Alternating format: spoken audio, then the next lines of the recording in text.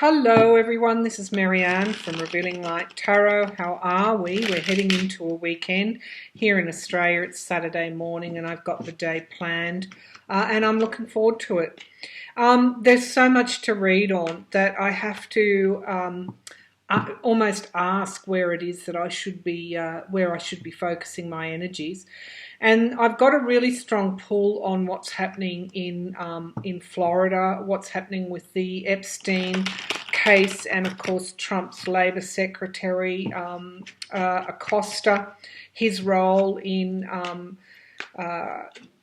negotiating a very lenient plea deal with Epstein, and without notifying the victims, and then of course then becoming Trump's Labor Secretary. Overnight, we've had the owner of the Patriots, Kraft, a billionaire, who is also a member of, or is within Trump's inner circle in around that Mar-a-Lago set.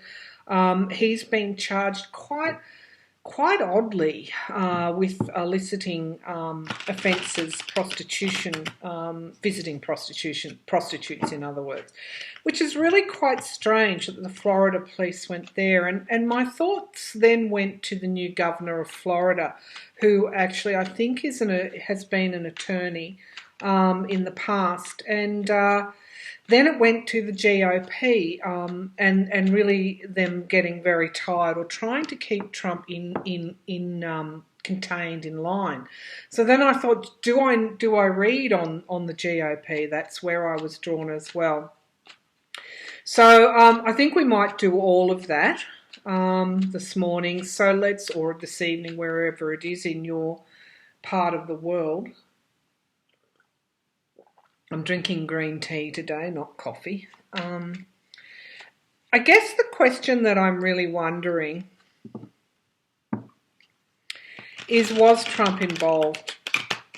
Was Trump involved with Epstein? And as we know, he would go out and he would basically get underage girls and bring them back and give them to his billionaire friends. Of course, Clinton has been implicated as well. I think Prince Andrew's name has come up in newspaper reports, and of course so has Trump. But what's different here with Trump is that he actually brought Costa, who got Epstein off, we'll put it like that, or negotiated that light plea deal and didn't notify the victims. They've been given time now to respond, which will be interesting. So was Trump ever involved in that, I'm going to call it a pedophile ring? Was Trump ever involved in that pedophile ring, Epstein's pedophile ring? Was Trump ever involved in Epstein's pedophile ring? Trump ever involved in Epstein's pedophile ring? Not a pleasant subject to read on, but I felt drawn to it, so I'm going to go there. So we've got here the Queen of Pentacles. I'll bring the laptop down as our signifier card. This is really going toward women and money. So what they were paid in order to do what they did. The challenge here was that I think there is something here around money that was paid to them. Okay, this is prostitution really, and the challenge card is the Eight of Pentacles. So I don't know why I linked the Kraft situation with the Epstein situation. I'm going to ask further questions around Acosta's role as well. Now we've got the card of financial insecurity. Holding on to one's money, which is an interesting card to pull. That could go. The foundation of this could be the girls, what they were paid, how they were seduced into these particular acts. Could also go to Epstein as well, and I don't know much about his financial empire, but what sort of what was in it for Epstein to do this as well. Did he supply these women for the millionaires, billionaires who paid him? In the past, we've got the card, the Ten of Pentacles that comes forward. It's like the happy families. It's like building family wealth. So I'm almost seeing that these girls were taken away from that environment. They were taken away from that environment. Their innocence was lost. Now, there's potential here. Really, this is the card. There's potential for this situation to impact badly on Trump, is what I'm seeing. The Hangman. The immediate future, we've got isolation. So, you know, I'm feeling the GOP link here. Yeah, okay, the situation is the devil. This is both Epstein, Acosta, Trump, whoever was involved in this. Certainly Epstein and Acosta. I don't know about Trump. We haven't got to the outcome card yet. But we've got the devil here. And it's a particularly unnerving image when you look at the women and the men as well here, who are chained to the devil. And then we've got the signifier card, which is money, essentially offering money here, underage prostitution, pedophilia, and doing it for the money. The environment around, there's communications here. This always comes forward. It's also around, there's a quest here.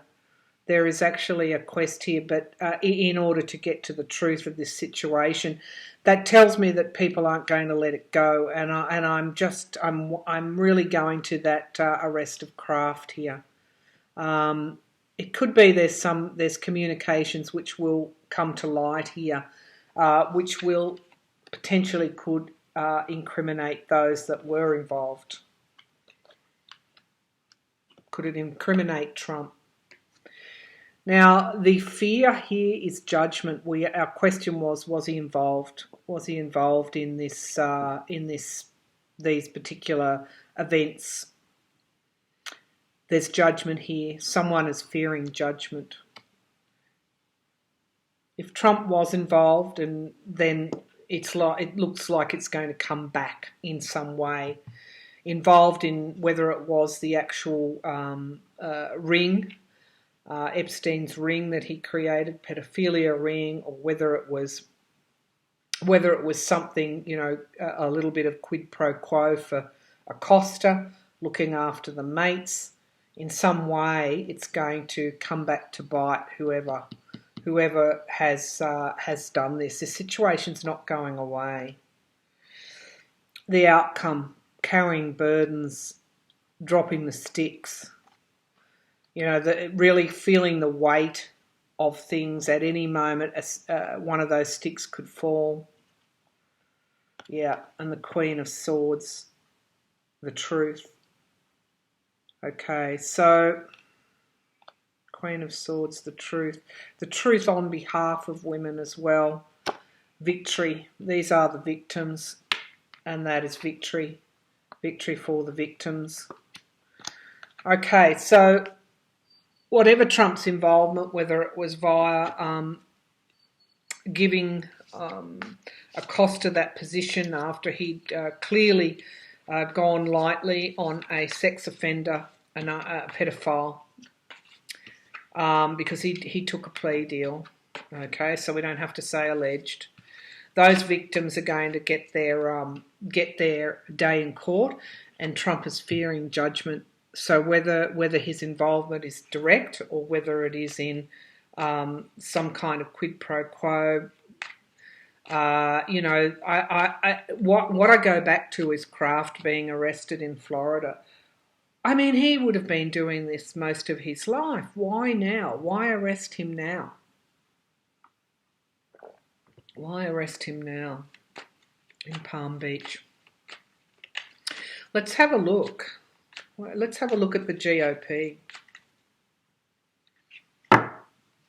GOP and Trump.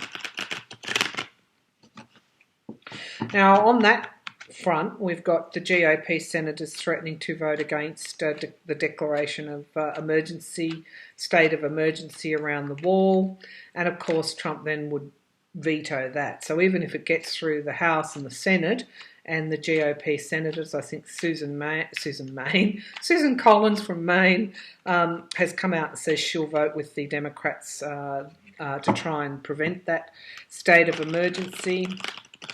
And you had, interestingly, Lindsey Graham come out and say, and this was, I'm just getting these signals, both in that arrest of Kraft and also the GOP in the Senate breaking from Trump. So Lindsey Graham came out and said it's likely that some of these senators will vote against Trump's declaration of a state of emergency.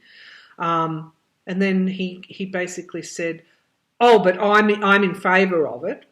Why would you come out and say that? Why would you come out and say that? The other thing, when we go to the Foreign Relations Committee, we've got that new chairman, and I forget his name. I read the story this morning. Really trying to cover up for Trump on not complying with the Magnitsky Act on the Khashoggi murder, and condemning the Saudi Arabia's prince for his role in it as well. So it appears this chairman's trying to cover up for Trump's lack of action on the resolutions to condemn Saudi Arabia for their role. And the GOP members of the Foreign Relations Committee are getting angry. They're getting angry. Now, the other thing I'll bring in there as well, the governor of Maryland, who is a Republican, is thinking about challenging Trump in the primary. Now, as we know, I'm sort of doing a bit of commentary here, but as we know, Trump's campaign funds and the RNC's campaign funds for 2020 have been rolled in together. Now, I don't know who decided that. Obviously, it was a strategy by Trump to put all the money in. So, this would be Trump saying, "I'm a great fundraiser. People are going to support me in 2020. We'll put everything together so that if you get rid of me before 2020, then those funds that have been donated for me to run in 2020." So I'm not sure how that fund was set up, but it's around shoring up his run in 2020 and making sure that no other GOP member challenges him. Now, the governor of Maryland, who's thinking of mounting a challenge, is actually saying what the RNC is doing in passing motions that no one else can challenge Trump is unheard of and undemocratic, and he's come out against that. So we've got splitting at the seams all over the place, whether it be in foreign relations, in the legislature of the Senate, or whether it be out in the states, in the state of Maryland. We've got dissension against Trump. So the GOP I'm wondering if the GOP are manoeuvring, and that will be the question, is the GOP manoeuvring against Trump over a multiple levels? Is the GOP manoeuvring against Trump over multiple levels? The GOP manoeuvring against Trump to try and further take away his power over multiple levels. GOP and Trump. Let's have a look at what's come forward here. I'll just quickly. This laptop screen has gone off, so I'll just repeat that. Let's have a look at the GOP over multiple levels. Are they manoeuvring over multiple levels against Trump? Against Trump. Okay, so straight away we've got they want new starts. I'm just going to my light. I've introduced new light here. Let's just turn it away a little bit. Okay, the GOP are looking for new starts. Let's pull it down. They're looking for new starts. They are battle weary. That is the challenge. They are battle weary, beaten up, done. They're done with Trump. They want new starts. How are they getting those new starts? They are secretly manoeuvring those new starts. There's a lot going on in the background here, viewers, with the GOP and Trump. What's affecting them is the Mueller investigation, the Russian connections. Okay, I just want to make a point here. So this card, the Two of Wands, is expansion and commerce, and it has an overseas aspect to it. The GOP are done with the Russian connection, with the both overt and covert, obvious and unobvious, express or anything else, whether it's obvious or not.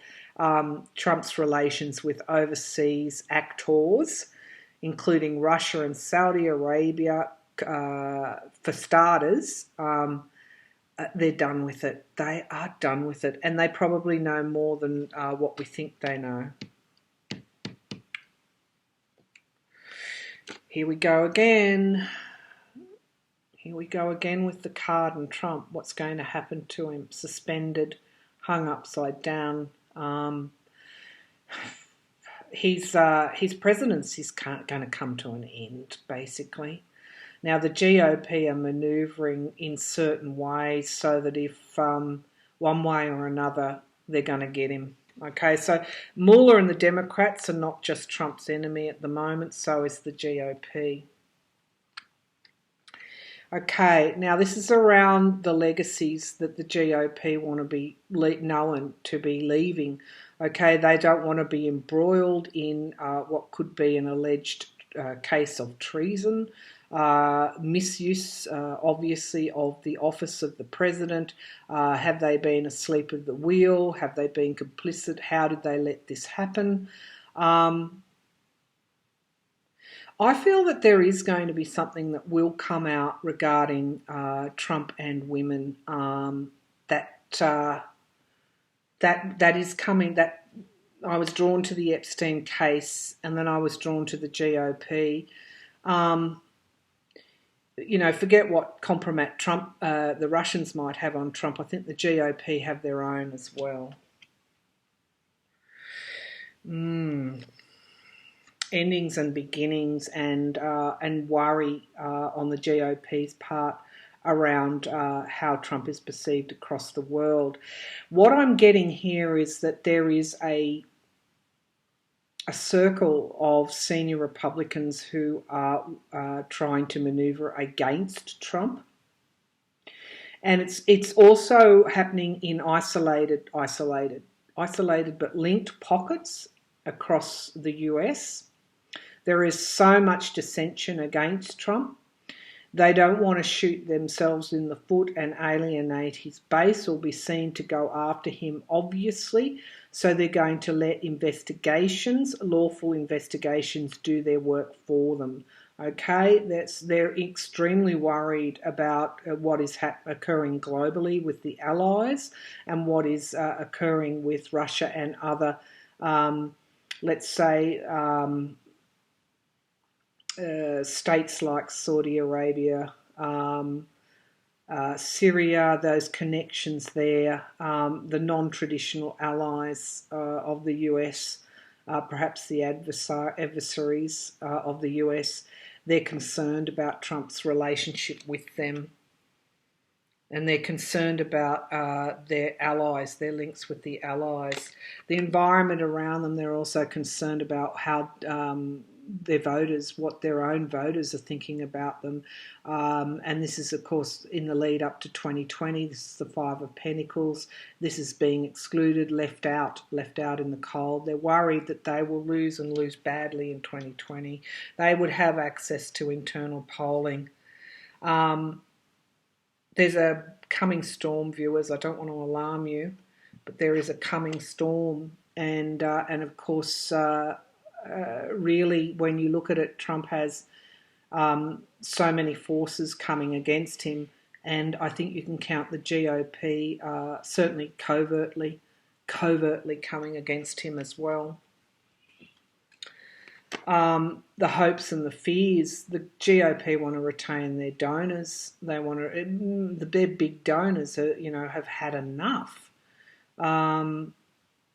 Everyone has had enough. Okay, so the hopes and fears. They don't want to lose their donors. They don't want to lose power. They don't want to lose everything that goes with power at the centre of Washington, or you can go to any other parliament in the world and you will see the lobbyists, you will see the big moneyed interests. That whole system is at stake. They don't want to lose it. I'm also getting William Barr here is really getting an overlay of all this,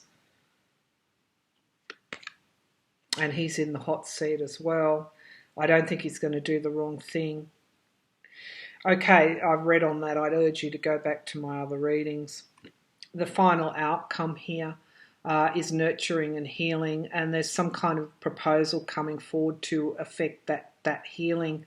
This, to me, is the GOP going to Trump, and if you go back to my 6-month timeline for 2019, you'll see we've got some resistance going to be coming from Trump in March, maybe April. I'd have to revisit that timeline myself. But I think around May, June, July, we start to get the GOP putting real pressure on Trump to step down and resign. This, of course, is after the Mueller report. And we've got move on, Trump, move on. Okay, so, sorry, that's the Six of Swords. This is moving on to other destinations, the transition card, changing of location, movement, not just for Trump, but for this is what the GOP want as well. They are quite serious, so let's have a look. So this is the reading for now. They may think that at this stage of the game, they can install Pence. They don't know what's in the Mueller report, do they? So at this stage of the game, they're thinking that they can have Pence as the vice president. Because they certainly don't want Nancy Pelosi in there, do they? Or they may have the timing, such that these events will go right up to close to 2020, and Trump will go and they'll just bring forward another candidate. Just kind of what it's going to be. I mean, if he steps down toward the latter part of 2019, it's not so far away from the election in 2020. But what would happen then, Pence? That's what we're going to ask. See, we're reading on today. We don't have the benefit of the Mueller report, and neither do the GOP. They certainly would have done their risk analysis on whether Pence is, can be incriminated in all this, and that's what I want to find out. So, is the GOP confident that Mike Pence is not incriminated in anything that will bring down Donald Trump? Is the GOP confident? What do we need to know there? The GOP confident that Mike Pence is not involved in anything in relation to Russia, and that he would be able to step up as the vice president. Can we have a look at the conditions there? Mike Pence, vice president.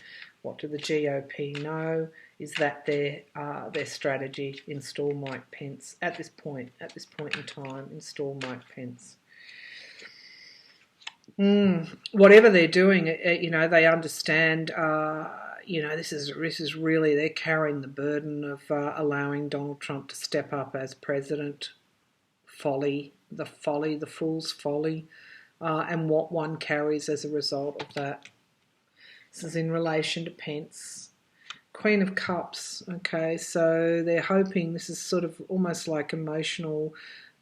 This is support. Okay, now I understand. Right.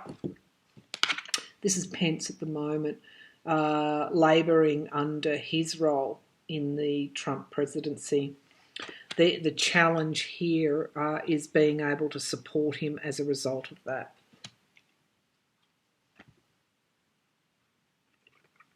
Five of Swords is the theft card. I'll just bring the laptop down. Okay, it's the card of abusive relationships. The Five of Swords. This is has Pence abused? That's the foundation of the reading. It's seeming to suggest that there's been some kind of abuse of the office of that will enmesh Pence. In the past, we've got the rivalries, the obstacles. This is the GOP, and I think the dissension amongst various GOP operatives, senators, senior Republicans, about which way forward, which way do they go, which way. I think they're in a state of disarray. We're assuming that they've got all the strategies in place, but not necessarily. Because what's happening here is the Seven of Wands is self-defence. Pence will have to defend himself, which is telling me that he will be drawn into this whole Trump downfall. Multiple things coming forward. This is, I think this is kind of alluding to what might happen if Trump goes. This is what might happen to Pence. I don't think he could withstand the onslaught. This is things coming through very, very quickly. Changes, news arriving. This is the news arriving around. This is the self-defense card. News arriving. Now the focus here of the situation at the moment is the GOP want this. Okay, they don't want more of this.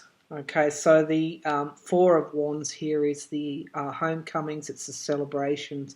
They want the victory there. They want things to return to how they were before, in a way, before Trump. But the environment around them, okay, at the moment, the environment around this whole thing, they're doing deals behind closed doors. This is the Lovers card. And they're potentially doing deals with Donald Trump, giving and receiving help. Okay, so both the hope, this is loans and debts here. This is with Pence as well. And giving it, what help did he give? What is in his background around debt, being in someone's debt, and it's also the hope that someone like Pence would be supported. Of course, he wouldn't be. And strength. Okay, strength is the outcome. This is interesting. Strength.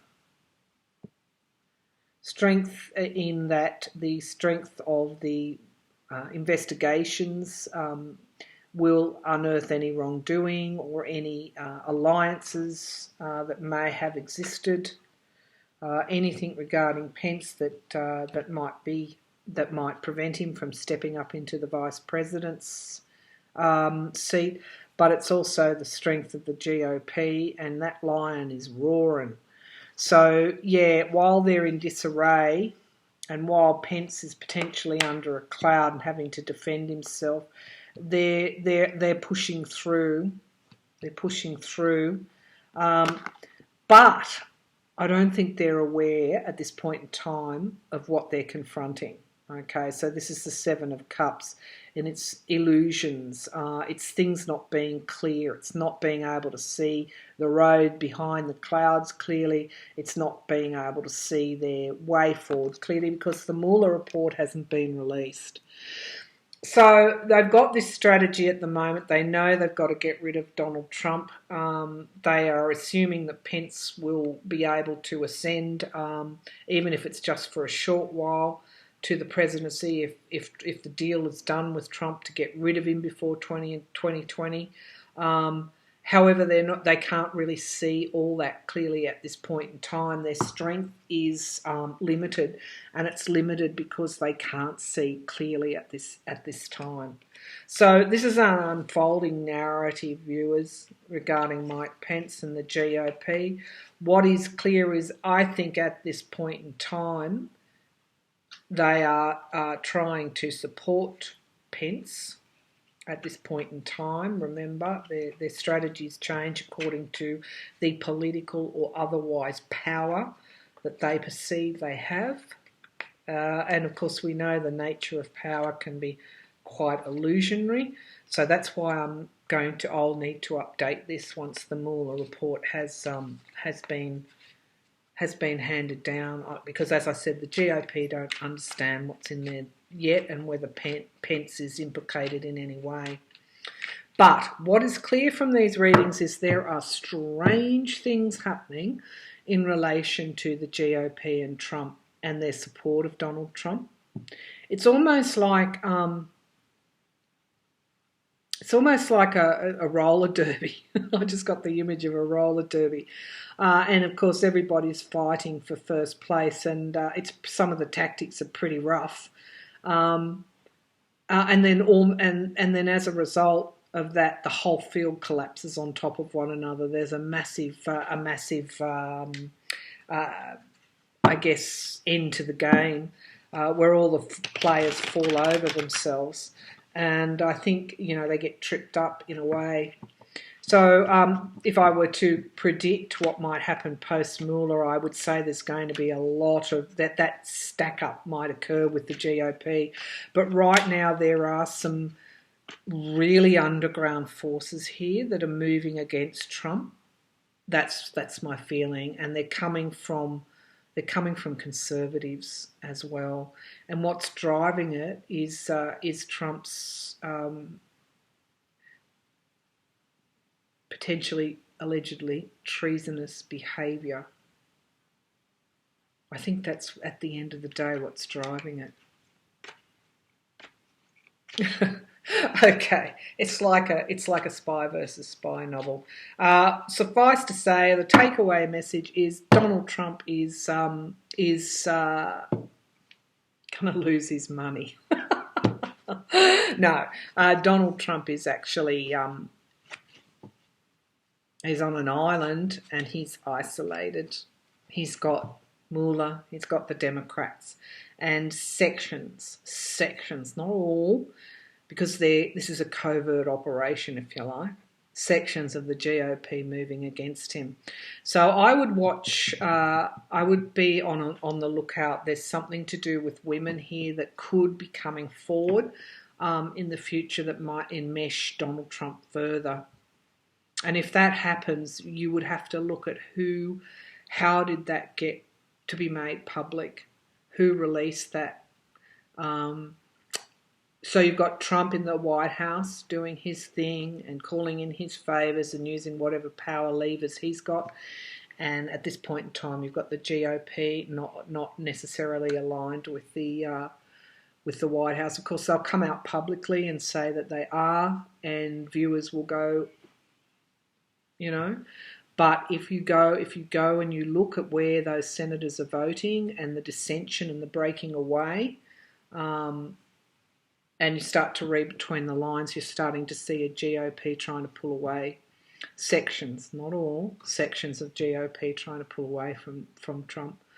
And it all has to do with the loss of his power and what's coming down the pike in relation to the Mueller. Where do they want to be when Mueller proves collusion, conspiracy, and all the dark threads that go along with that? Where do the GOP want to be when that happens?